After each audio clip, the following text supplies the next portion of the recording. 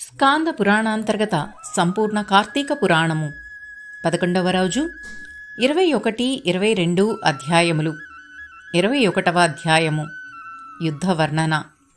అగస్త్య మహాముని సాధారణ సమరంలా కనిపించే ఆ యుద్ధము క్రమేపీ భీకర సంగ్రామమైంది.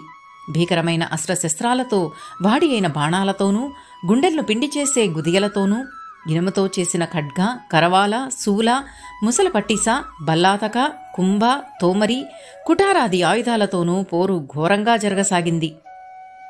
భీషణమైన ఆ సంకుల సమరంలో శత్రురాజైన కాంబోజరాజు 300 వాడి అయిన బాణాలను ప్రయోగించి పురంజయుని రథాన్ని, గొడుగును, జెండాను కూల్చివేశాడు. అటు పిమ్మట గుర్రాలను కూడా కూల్చివేశాడు.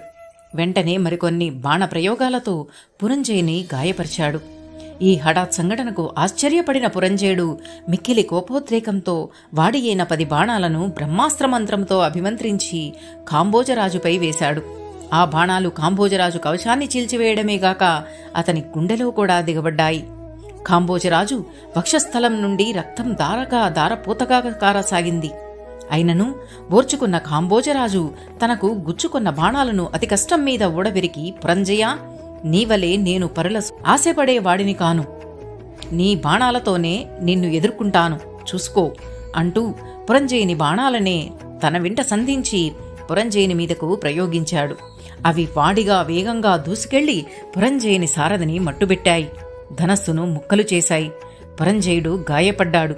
దిగ్భ్రాంతి చెందిన పురంజయుడు, ఇదేమిటి, నా బాణాలే నన్ను గాయపరుస్తున్నాయే అనుకుంటూ పదునైన 11 బాణాలను తీసి అధిక వీరావేశంతో కాంబోజరాజుపై ప్రయోగించాడు. ఆ బాణాలు వేగంగా వచ్చి కాంబోజరాజును మూర్ఛిల్ల చేశాయి. దానితో వీరావేశంతో వీరున్న ఇరుపక్షాల సైనికులు మహోగ్రంగా యుద్ధం చేయసాగారు. ఆనాటి యుద్ధంలో యుద్ధ భూమి అంతా తెగిన ఏనుగుల తొండాలతోనూ, నరకబడిన సైనికుల తలలతోనూ, మరొక ప్రక్క మొండెములతోనూ, విరిగిన గుర్రాల కాళ్లతోనూ, వాటి శిరస్సులతోనూ, విరిగిన రథములు స్వేచ్ఛగా దొర్లుతున్న రథచక్రాలతోనూ, విరిగిపడిన కాళ్ళు చేతులతోనూ, వాటి నుండి స్రవిస్తున్న రక్తధారలతోనూ, భటుల మొండెములతోనూ యుద్ధరంగమంతా రక్తసిక్తమై అసహ్యంగా తయారైంది. ఏనుగులు, గుర్రాలు యొక్క ఖండిత అవయవాల విస్తున్న రక్తధారలతో యుద్ధభూమి జుగుప్సాకరంగా తయారైంది. ఇంతటి భీభత్స భయానక పోరులో అధర్మ ప్రవర్తి అయిన పురంజయుని బలము క్షీణించసాగింది. శత్రురాజుల భీకర విజృంభణకు తట్టుకోలేని పురంజయుడు ఎలాగో సాయంకాలం వరకు యుద్ధం చేసి సమరభూమి నుండి పారిపోయి పట్టణంలోకి ప్రవేశించాడు. అంతఃపురానికి అరుదించిన పురంజయుడు పోరులో శత్రురాజు చేతిలో తనకు జరిగిన ఘోర పరాభవనముకు మిక్కిలి అవమానం చెంది దుఃఖించసాగాడు. ఏమిది, అత్యంత మహాబల సంపన్నుడైన నాకు యుద్ధమందు ఘోర పరాజయమా? తనను కన్నెత్తి కూడా చూడడానికి సాహసించని శత్రురాజుల ముందు తలవంచుటయ్యా? నా పేరు వింటేనే గజగజలాడే సామంతులందరూ నాపై కత్తుకట్టుడయ్యా? నా పరాక్రమమంతా ఏమైనది? నా సైన్యమిట్లు హతమగుటకు కారణమేమి? కనుసైగతో భూమండలాన్నంతటినీ శాసించగల నా వీర శూర పరాక్రమమేమైనది? నేనింకా శత్రురాజులను ఎదిరించలేనా? వారికి బందీ కావలసిందేనా? హా హతవిధి, నాకెంతటి వైపరీత్యము సంభవించినది అంటూ దుఃఖిస్తున్న పురంజయుని వద్దకు రాజపురోహితుడైన సుశీలుడు వచ్చి, మహారాజా, చింతించకండి. శత్రురాజులను ఓడించాలనే కోరిక మీలో బలంగా ఉన్నట్లయితే తక్షణమే నిస్వార్థ బుద్ధితో, అత్యంత భక్తి శ్రద్ధలతో, నియమనిష్టలతో శ్రీ మహావిష్ణువును పూజించండి. అదొక్కటే ప్రస్తుతము మనకున్న తరుణోపాయము. అదియునుగాక ఈరోజు కార్తీక శుద్ధ పౌర్ణమి. కృతికా నక్షత్రయుతుడైన చంద్రుడు ఈరోజు మిక్కిలి శోభాయమానంగా తన వెలుగులను విరచిమ్ముతూ ఉంటాడు. ఈ కార్తీక మాసంలో లభించే వివిధ పూజా పుష్పాలతో శ్రీ మహావిష్ణువును పూజించండి. ఆయన ముందు మోకరిల్లి అమందానంద సుందర హృదయార వింధముగా గాన వీణాదులతో నృత్యము గావించండి. విష్ణు సన్నిధిలో దీపాలను వెలిగించి నర్తించండి. ఆటపాటలతోనూ నృత్య గాన వీణాదులతో శ్రీహరిని మెప్పించండి. ఆయన కరుణా కటాక్షముతో అత్యంత మహాబల సంపన్నుడైన పుత్రుణ్ణి పొందగలవు. శ్రీహరి కరుణతో 1000 అంచులు గల సుదర్శన చక్రాన్ని సహాయంగా పొందగలవు. నీకు విజయం చేకూరగలదు.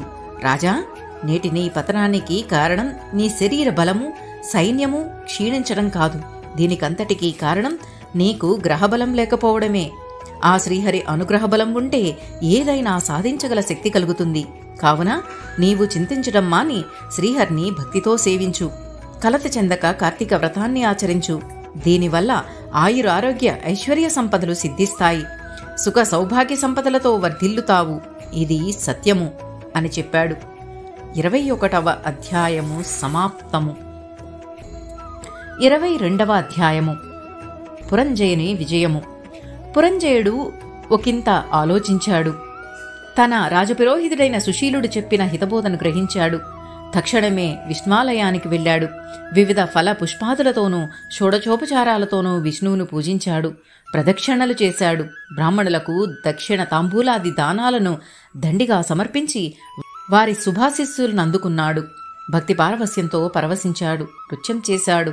బంగారు విష్ణు ప్రతిమ చేయించి దానికి పూజలు గావించి దీప ధూప నైవేద్యాలతో ఆరాధించాడు.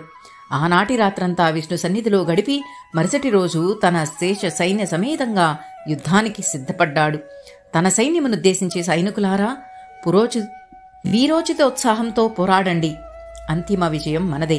ధైర్య సాహసాలను ప్రదర్శించండి. భీరువులై భీతిల్లకండి. విజయము వీరస్వర్గము అనే విధంగా యుద్ధం చేయండి. ఎట్టి పరిస్థితులలోనూ మన రాజ్యం శత్రురాజుల పరం కాకూడదు. మీకు నైతిక బలాన్ని నేనందిస్తాను. శత్రువు మనకంటే బలహీనుడని గ్రహించండి. మొక్కవోని ధైర్యంతో పురోగమించండి. రండి సైనికులారా, రండి, యుద్ధరంగంలో వీరవిహారం చేయండి అంటూ తన సైన్యానికి నైతికోత్సాహాన్ని పెంచాడు. వెంటనే యుద్ధరంగాన్ని చేరి ధనుష్టంకారంతో శత్రురాజులను యుద్ధానికి ఆహ్వానించాడు. పురంజయుని ధనుష్టంకార ఆహ్వానాన్ని మన్నించిన శత్రురాజులు పురంజయునితో తలపడ్డారు.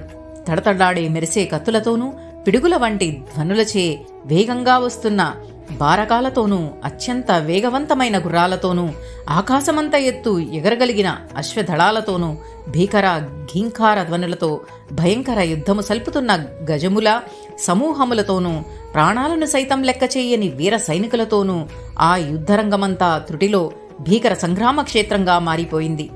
క్రితం రాత్రి చేసిన పూజల వలనను అతడు చేసిన నృత్య గాన వీణాదులకును సంతృప్తి చెందిన శ్రీమన్నారాయణుడు దైవబలాన్ని పురంజయునికి తోడుగా పంపాడేమో. రెండవ రోజు యుద్ధంలో విజయం క్రమేపీ పురంజయుని సన్నిధికి చేరసాగింది. శత్రురాజుల బలాలన్నీ క్షీణించాయి. శత్రురాజుల గుర్రాలు, ఏనుగులు, రథాలు, వేల్బల్లము మొత్తం పురంజయుని సైన్యం ముందు పిలవల్లాడిపోయాయి. పురంజయుని మహోగ్రవీర శూరత్వాన్ని, పరాక్రమాన్ని చవిచూచిన శత్రు సైన్యము ప్రాణభీతితో అటూ ఇటూ పరుగులు తీసింది. శత్రురాజులందరూ వారి వారి రాజ్యాలకు పారిపోయారు. పురంజయుని వీర పరాక్రమం ముందు ఎందరెందరో వీరులు మరణించారు. మరెందరో శత్రురాజులు పట్టుబడ్డారు. పురంజయుని సైన్యము ముందు శత్రు సైన్యము కకావికలమైపోయింది. ప్రాణాల అరచేతిలో పెట్టుకుని ఎవరికి తోచిన దారి వారు పారిపోయారు. విజయం పురంజయుని వశమైంది. శ్రీమన్నారాయణుని కృప వలన పురంజయుడు విజయం సాధించాడు. విజయంతో అయోధ్యను ప్రవేశించిన పురంజయుడు తన రాజపురోహితుణ్ణి ఆలింగనం చేసుకుని, ఆర్యా, మీరు చెప్పినట్లే జరిగింది. విష్ణానుగ్రహం వలన విజయాన్ని సాధించాను. దైవ బలానికి మించిన శక్తి లేదు. దైవానుగ్రహం ఉంటే శత్రువులు మిత్రులవుతారు, లేకుంటే మిత్రులే శత్రువులవుతారు. ఇంతటి మహోన్నతమైన దైవబలం పొందడానికి ధర్మాచరణమే అత్యంత ప్రధానం.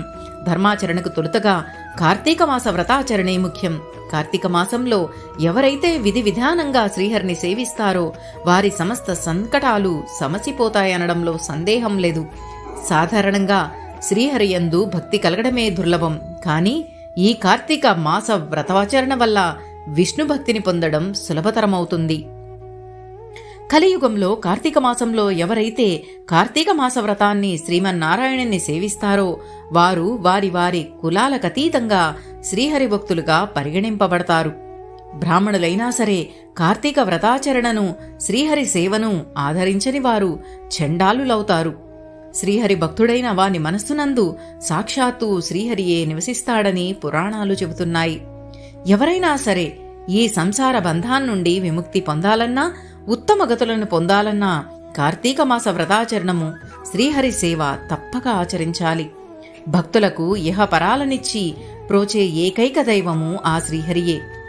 విశ్వమంతటా వ్యాప్తి చెందిన విష్ణువు దుష్టులను శిక్షించి శిష్టులను రక్షిస్తాడనడంలో ఎంతైనా సత్యముంది. అత్యంత పరమ పవిత్రమైన ఈ కార్తీక మహాత్యాన్ని మనస్ఫూర్తిగా చదివినా విన్నా వారందరూ అంత్యమున వైకుంఠ ప్రాప్తి నొందుతారనడంలో ఎట్టి సందేహమూ లేదు. భగవతారాధనకు కులమతాలతో పనిలేదు. భగవంతుని దృష్టిలో మానవులందరూ సమానులే. ఆయన దృష్టిలో వాడు ఉన్నతుడని వాడు అధముడని భేదాలుండవు. ధనిక భేద తేడాలుండవు. భగవంతుని దృష్టిలో అందరూ సమానులే. అయితే వారి వారి కర్మానుసారంగా కర్మలకు అనుగుణంగా వారికి ఆయా స్థితిగతులేర్పడతాయి. కావున కార్తీక మాస వ్రతాచరణ అత్యంత భక్తిదాయకము, పవిత్రమైనది అయి ఉన్నది. సూక్ష్మంలో మోక్షాన్ని పొందగల భక్తి మాసం ఈ కార్తీక మాసమే. దుర్లభమైన భగవద్భక్తిని పొందాలంటే ఈ కార్తీక మాస వ్రతాచరణయే అత్యంత సులభోపాయమని గ్రహించాను. నేటి నుండి రాజ్యమంతటా కార్తీక మాస వ్రతాచరణ ఆచరించాలని దండోరా వేయిస్తున్నాను. ప్రజలందరూ విధిగా భక్తి ప్రపత్తులను అలవర్చుకోవాలని శాసనం చేయిస్తున్నాను. తద్వారా ప్రజలకు దేశానికి మేలు కలగగలదు అని కృతజ్ఞతాపూర్వకంగా పురోహితునితో చెప్పి ధన కనక వస్తు వాహనాలతో ఆయనను సత్కరించాడు. 22వ అధ్యాయము సమాప్తము. ఓం నమః శివాయ.